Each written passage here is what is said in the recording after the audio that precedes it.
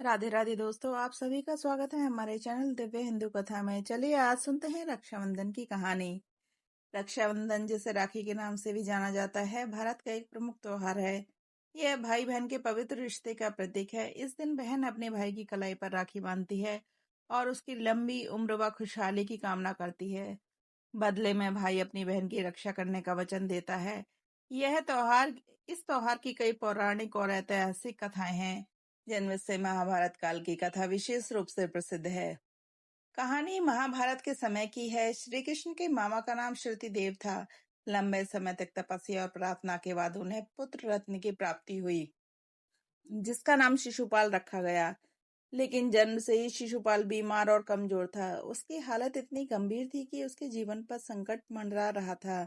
इसी बीच एक दिन ब्राह्मण उनके घर आया और बोला, तुम्हारा पुत्र शिशुपाल तभी ठीक हो सकता है जब कोई महान पुरुष उसे स्पर्श करेगा। लेकिन ध्यान रखना, वही व्यक्ति जो उसे जीवन देगा वही उसकी मृत्यु का भी कारण बनेगा। यह सुनकर श्रुति देवी भयभीत हो गईं। एक दिन श्री कृष्ण श्रुति देवी के घर आए। उन्होंने शिशुपाल को अपनी गोद में लिया और जैसे ही उन्होंने स्पर्श किया वैसे ही वह पूरी तरह स्वस्थ हो गया। श्रुति देवी को बहुत खुशी हुई, लेकिन उनके मन में यह भय भी बना रहा। उन्होंने हाथ जोड़कर श्री कृष्ण जी से प्रार्थना की कि हे माधव, हे केशव, आप वचन दें कि आप मेरे पुत्र की गलतियों को क्षमा करेंगे। श्री कृष्ण मुस्कुराए और बोले, मैं शिशुपाल की 100 गलतियों को क्षमा करूंगा, लेकिन 100वीं गलती के बाद उसे बख्शूंगा नहीं। समय के साथ शिशुपाल बड़ा होकर राजा बना, लेकिन वह अत्याचारी और क्रूर राजा बन गया। वह न केवल अपने प्रजा पर अत्याचार करता, बल्कि श्री कृष्ण का भी अपमान करता था।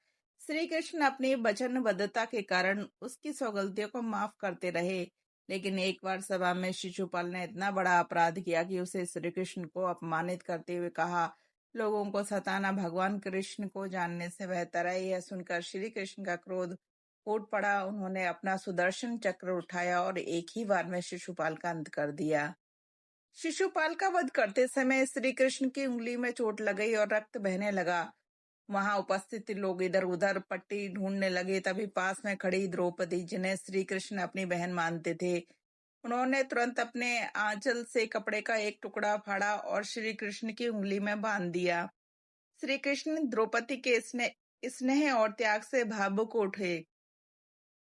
उन्होंने वचन दिया, हे बहन, इस रेशमी कपड़े के बदले में मैं जीवन भर तुम्हारी रक्षा करूंगा।